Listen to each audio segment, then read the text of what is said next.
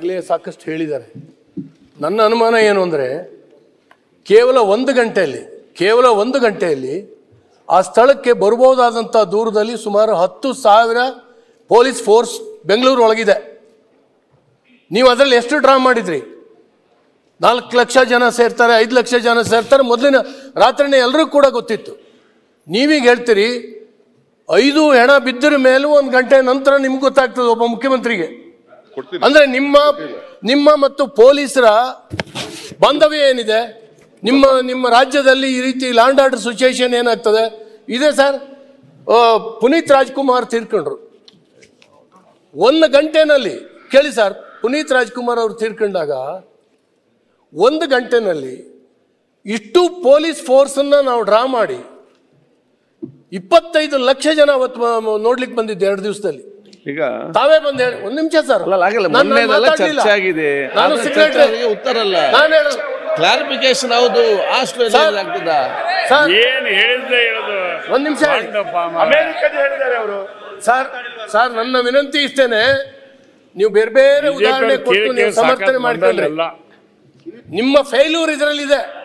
ಹಿರಿಯ ಪೊಲೀಸ್ ಅಧಿಕಾರಿಗಳನ್ನ ಕರೆದು ಡಾಕ್ಟರ್ ರಾಜ್ಕುಮಾರ್ ಮುಂಚಿನ ದಿವಸ ರಾತ್ರಿ ಮಾತಾಡಿದ್ರೆ, ಇಷ್ಟು ಫೋರ್ಸ್ ಡ್ರಾ ಮಾಡಿದ್ರೆ ಅವರು, ನೀವು ಆಸಕ್ತಿಯನ್ನ ಆ ಮೆರವಣಿಗೆಗೆ ಕೊಟ್ಟಷ್ಟ ಆಸಕ್ತಿಯನ್ನ ಪೊಲೀಸ್ ಫೋರ್ಸ್ಗೆ ಕೊಡ್ಲಿಲ್ಲ, ಶಾಂತಿ ಕಾಪಾಡ್ಲಿಕ್ಕೆ ಕೊಡ್ಲಿಲ್ಲ. ಇದೊಂದು ದುರಂತ. 11 ಜನರ ಸಾವು, ಅದ್ರ ಹೊಣೆನ ನೀವು ಹೊತ್ಕೊಳ್ಬೇಕು. ಯಾಕಂದ್ರೆ ಇದಕ್ಕೆ ಪೊಲೀಸ್ ಫೋರ್ಸ್ ಇದ್ದು ಕೂಡ ನೀವು ಡ್ರಾ ಮಾಡಿದೇನೆ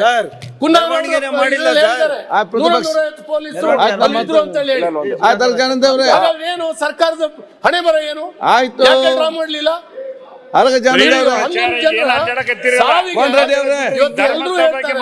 ನೀವೇ ಕಾರಣ ಅಂತೇಳಿ ನೀವು ಅದ್ರ ಹೊಣೆ ಹೊತ್ಕೋಬೇಕಾಗತ್ತೆ. ಸನ್ಮಾನ್ಯ ಅಧ್ಯಕ್ಷರೇ, ಜ್ಞಾನೇಂದ್ರ ಅವರು ಜ್ಞಾನೇಂದ್ರ ಅವರು ಹೇಳಿದ್ದು ಸುಮಾರು 15-16 ಸಾವಿರ ಪೊಲೀಸರು ಬೆಂಗಳೂರಲ್ಲಿದ್ದಾರೆ ಅಂತ. ಇಲ್ಲಿ ಕುನ್ನಾ ಆಯೋಗದಲ್ಲಿ ಕೊಟ್ಟಿದ್ದಾರೆ.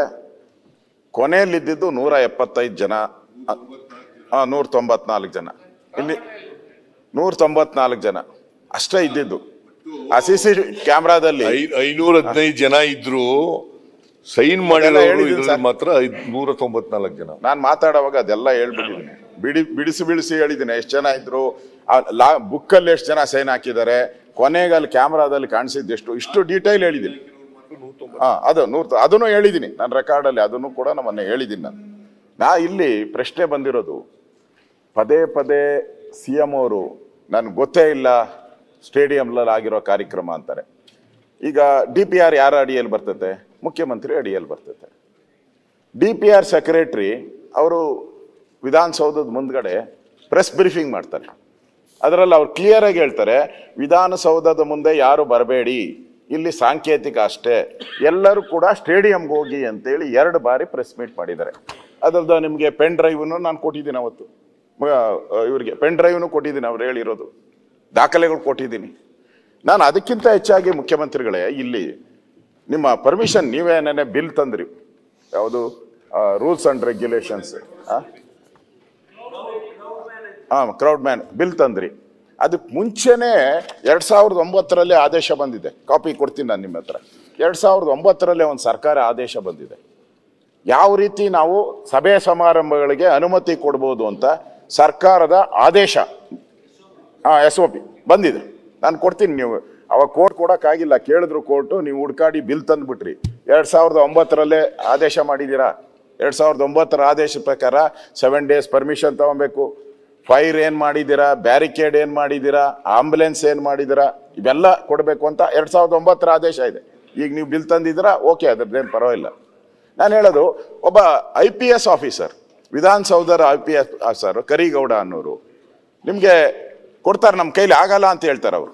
ವಿಧಾನಸೌಧದ ಭದ್ರತೆ ವಿಭಾಗದ ಅಧಿಕಾರಿಗಳ ಕೊರತೆ ಇರುವುದರಿಂದ ಬಂದೋಬಸ್ತ್ ಕರ್ತವ್ಯ ತೊಂದರೆ ಸಾಧ್ಯತೆ ಅಂತ ಹೇಳಿದ್ದಾರೆ. ಮತ್ತೆ ಅವರು ಇನ್ನೂ ನಾನು ಒಂದೇ ಒಂದು ಓದಿನಿ, 10 ಕಂಡೀಷನ್ ಹಾಕಿದ್ದಾರೆ, ಇದರಿಂದ ಮಾಡೋಕ್ಕಾಗಲ್ಲ.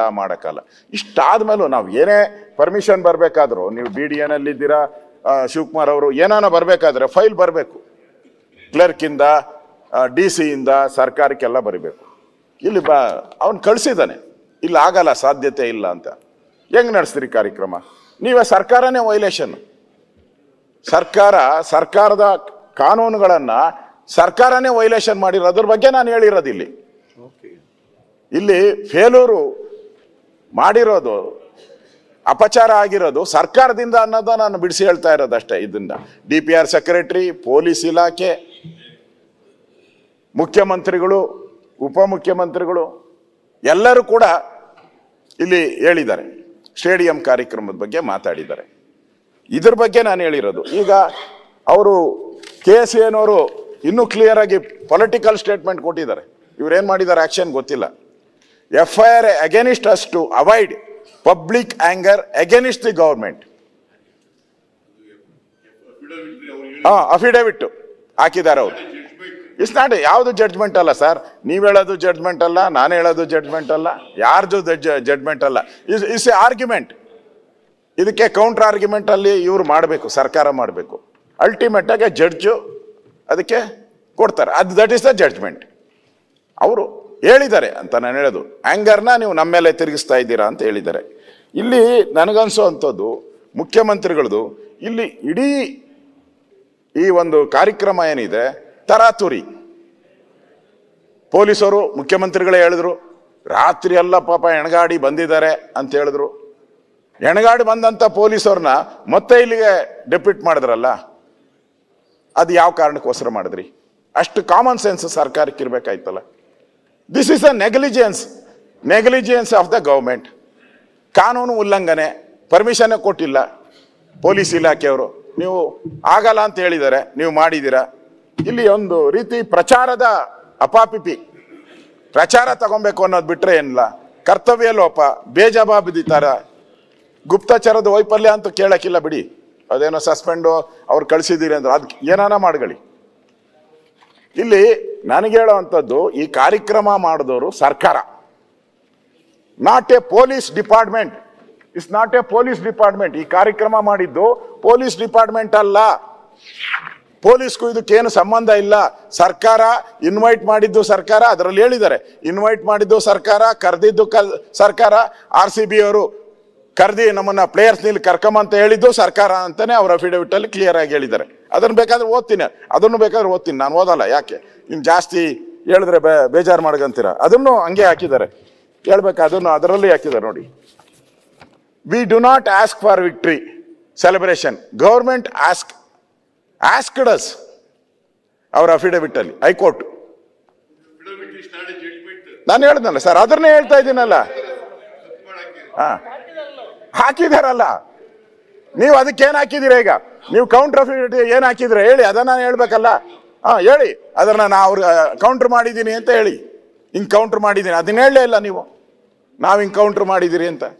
ಇಲ್ಲಿ ಸ್ಪಷ್ಟವಾಗಿ ನಾನು ಮುಖ್ಯಮಂತ್ರಿಗೆ ಹೇಳುವಂಥದ್ದು, ಅವರು ಇದೆಲ್ಲ ಆದಮೇಲೂ ಕೂಡ ಅವತ್ತು ವಿಷಾದ ವ್ಯಕ್ತ ಮಾಡಿದ್ದೀನಿ, ಇವತ್ತು ನಾನು ವಿಷಾದ ವ್ಯಕ್ತ ಮಾಡಿದ್ದೀನಿ ಅಂತ.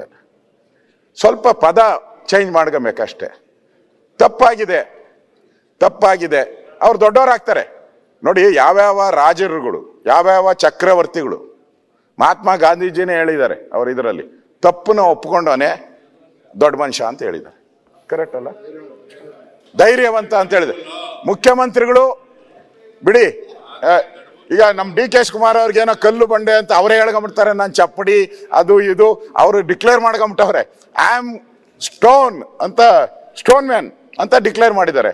ನೀವು ಹೃದಯ ಇರೋರು. ಅವತ್ತು ನೀವು ಹೇಳಿದ್ರಿ, ನಾನು ಹೋಟ್ಲಿಗೆ ಹೋಗಿ ನಾನು ಅಲ್ಲಿ ತಿಂಡಿ ತಿಂದ ಆದಮೇಲೆ ನನಗೆ ವಿಚಾರವನ್ನು ಪೊಲೀಸರು ಒಂದು ಸತ್ತಿದೆ ಅಂತ ಹೇಳಿದ್ರು ಅಂತ. ನಾನು ಮುಖ್ಯಮಂತ್ರಿ ಕೇಳ್ತೀನಿ, ಮುಖ್ಯಮಂತ್ರಿ ಸುತ್ತೂ ಎಷ್ಟು ಜನ ಇದ್ದಾರೆ, ಮೀಡಿಯಾ, ಎವ್ರಿಥಿಂಗ್, ವೈರ್ಲೆಸ್, ಎವ್ರಿಥಿಂಗ್ ಇಲ್ಲೇ ಇರ್ತಾರೆ. ಈ ರಾಜ್ಯದಲ್ಲಿ ಒಂದು ಘಟನೆ ಆಗ್ತೈತೆ, 1 ಗಂಟೆ ಆದ್ಮೇಲೆ ಮುಖ್ಯಮಂತ್ರಿಗೆ ಗೊತ್ತಾಗ್ತೈತೆ ಅಂದ್ರೆ ವಾಟ್ ಇಸ್ ದಿಸ್? ಅದು ಸುಳ್ಳು. 1 ಹೆಣ ಸತ್ತಿದೆ ಅಂತ, 11 ಜನ ಸತ್ ಮೇಲೂ ಕೂಡ 1 ಅಂತ ಹೇಳ್ತಾರೆ. ಇದು ವೈಫಲ್ಯ ಅಲ್ವಾ? ಇಂಟೆಲಿಜೆನ್ಸಿ ವೈಫಲ್ಯ ಅಲ್ವಾ? ಟೋಟಲಿ ಲ್ಯಾಬ್ಸ್ ಅಲ್ವಾ? ಅವ್ರು ಹೇಳಿದ್ರು, ನನಗೆ ಅದಾದ ತಕ್ಷಣ ನನಗೆ ಮನ್ಸಿಗೆ ಬೇಜಾರಾಯ್ತು, ಮನಸ್ಸು ನನಗೆ ಒಂದು ಬ್ಲ್ಯಾಕ್ ಮಾರ್ಕ್ ಅಂತ ಅನಿಸ್ತು ಅಂತ.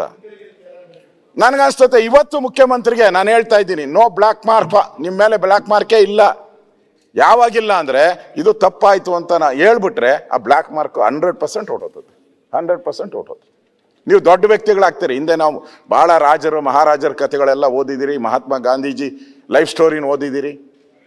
ಅದನ್ನು ಹೇಳ್ಬೋದು, ಏನು ತಪ್ಪಿದೆ? ಎಲ್ಲರೂ ತಪ್ಪು ಮಾಡ್ತಾರೆ. ನಾನು ತಪ್ಪು ಮಾಡಿದ್ದೀನಿ, ನೀವು ಮಾಡಿದರೆ ಎಲ್ಲರೂ ಮಾಡ್ತಾರೆ. ಇಲ್ಲಿ ಅಮಾಯಕವಾದಂಥ 11 ಜನರ ಪ್ರಾಣ, ಇವರೇನೋ ಯಾರೋ ಪೊಲಿಟಿಷಿಯನ್ ಅಲ್ಲ, ಯಾರೋ ದೊಡ್ಡ ವ್ಯಕ್ತಿಗಳಲ್ಲ, ಕೋಟ್ಯಾಧಿಪತಿಗಳ ಯಾರೂ ಅಲ್ಲ, ಬಾಲಕರು. ಮುಖ್ಯಮಂತ್ರಿನೇ ಹೇಳಿದ್ರು ಅವ್ರ ಭವಿಷ್ಯ ಏನೇನೋ ಇತ್ತು, ಏನೇನೋ ಆಸೆ ಇಟ್ಕೊಂಡಿದ್ರು, ಡಾಕ್ಟ್ರು, ಇಂಜಿನಿಯರ್, ಏನೇನೋ ಆಸೆ ಇಟ್ಕೊಂಡಿದ್ರು ಅಂತ. ಆ ಆಸೆಗೆಲ್ಲ ನಾವು ಕಲ್ಲಾಕ್ಬಿಟ್ರಲ್ಲ, ಆಸೆ ಎಲ್ಲ ಕನಸು ನುಚ್ಚು ನೂರಾಯ್ತಲ್ಲ. ಅದನ್ನ ನಾನು ಹೇಳೋದು, ಇಲ್ಲಿ ಪೂರ್ತಿಯಾಗಿ ನಮ್ಗೆ ಕಾಣ್ತಾ ಇರೋದು ಸರ್ಕಾರದ ವೈಫಲ್ಯ. ಸರ್ಕಾರ ಒಂಚೂರು ಮನಸ್ಸು ಮಾಡಿ ಒಂದು ಗಮನ ಕೊಟ್ಟಿದ್ರೆ ಇದು ಆಗ್ತಾನೆ ಇರಲಿಲ್ಲ. ಆ ದೃಷ್ಟಿಯಿಂದ ನಾನು ಮುಖ್ಯಮಂತ್ರಿಗಳಿಗೆ ಈಗ ಕ್ರಮ ತೆಗೆದುಕೊಳ್ತಾ ಇದ್ದೀರಾ, ನೋಡೋಣ ಕೋರ್ಟಲ್ಲಿ ಏನಾಗುತ್ತೋ ಅದು ಬೇರೆ. ಆದರೆ ನೀವು ಆ ಕ್ಷಮಾಪಣೆನ ಕೇಳಿಲ್ಲ ಅನ್ನೋ ಒಂದು ಸತ್ಯ ಸಂಗತಿನೂ ನಿಮ್ಮ ಗಮನಕ್ಕೆ ತರ್ತಾ ಇದ್ದೀನಿ. ನ್ಯೂಸ್ ಫಸ್ಟ್ ನಿರ್ಭೀತಿಯಿಂದ ನಿಮ್ಮ ಪರವಾಗಿ.